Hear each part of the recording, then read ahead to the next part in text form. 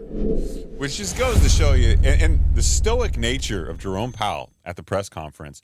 I don't know. Did you watch it? Or bits and pieces. Yeah. All right. So in my office all day long, I mean, this was my Super Bowl. Yeah, right? Right. This is my LeBron James. Yeah, exactly. And he was stepping onto the court. We've been waiting a long time for this moment. I mean, it's so Jerome Powell came out. Yeah. iPad in hand, which is tantamount to the baby powder. Right. He just slaps it together. He rubs it, throws it up in the air. Yeah. 50 basis points. Whew. Man. You know it's going to be a good game. Exactly. He gives his speech, his prepared remarks, and he's so off. You can tell. His iPad computer thing in front of him, he dropped it. And the first question that he's being asked, the guy from CNBC asked it, and he's still fumbling the bag in front of everybody, just trying to get his bearings. And then he's like, I'll try to answer as many of those questions because the guy's supposed to answer one question. He asked like 3. Yeah. And it was just like, you could just tell, like, holy shit, these guys are rattled. Yeah.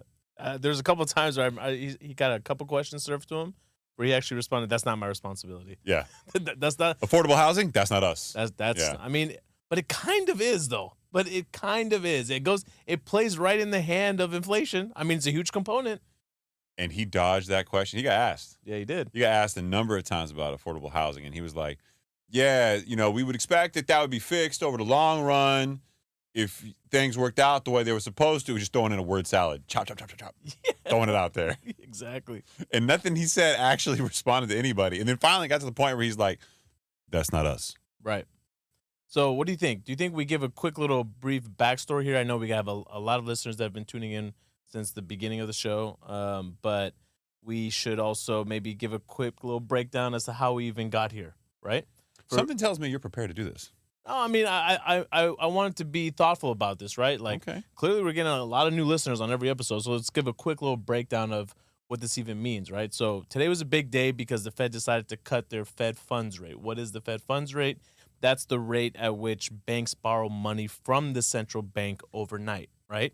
Why that matters is because if they're borrowing money at higher interest rates, they're charging you higher interest rates for things like mortgages, things like car loans, things like credit card debt, right? The interest rate against your credit cards, things of that nature. So it basically costs more to borrow overall.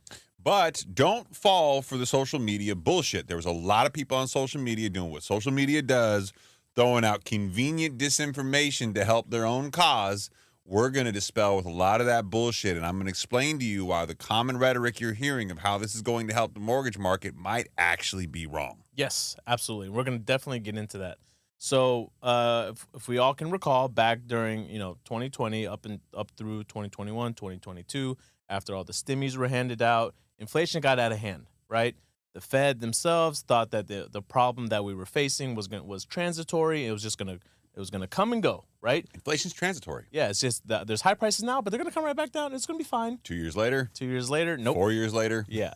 Here we are. Yeah, they thought it was a supply chain issue, but it wasn't just that. So that got out of hand. So what the Fed needed to do, they raised the rates. They raised the rates so that they could try to slow the economy down. Unfortunately for them, it took them 11 rate hikes over the course of 16 months, okay, which got us to the Fed funds rate of 5.5%. Yep. They decided to hold that rate for over a year, a little bit more than 12 months. But let's explain something right now, okay? Because I think there is it doesn't matter how old you are. I don't know if just people generally forgot or if they just didn't appreciate it. The 2.5-3% mortgage market, that shit ain't normal, man. Average rates are somewhere between 7 to 8% for a mortgage. And having this type of economic volatility where you get rate cuts from time to time, you get rate increases from time to time. Right. It's a lot more fluid than holding and increasing rates for 16 months. Absolutely. That's a weird market. But what people forgot was we were living in a massively artificially deflated market for a prolonged period of time. We saw 14 years of artificial interest rate deflation, which led into this. So, of course, it was going to take a long-ass time to increase fiscal policy in the Fed funds rate to get to a point where we started to see inflation go the other way. And then when it did, everybody was scared to shit to make a move to try to cut rates because the last thing they wanted to do was come back up. Right. And they knew that things were so deflated for so long that was a real risk. Right. Did they hold it for too long at high rates? Well, I mean, a 50 basis point cut was a pretty big cut. That may be the case. Exactly. So theoretically speaking, when the Fed does raise their rates as high as they did, it should deter consumers from going out and spending, right? It should deter people from wanting to get, mortgages. But when right? you give them stimmies and they got all this extra money in their pocket, it doesn't deter much. Right. Or there's other factors that are in play here. I mean, people have parents that now have a lot of equity in their homes that they're now getting, help from. That's what's definitely driving up some home prices there. But theoretically speaking, spending should have pulled back. Unfortunately, that doesn't take into account, economic behavior, right?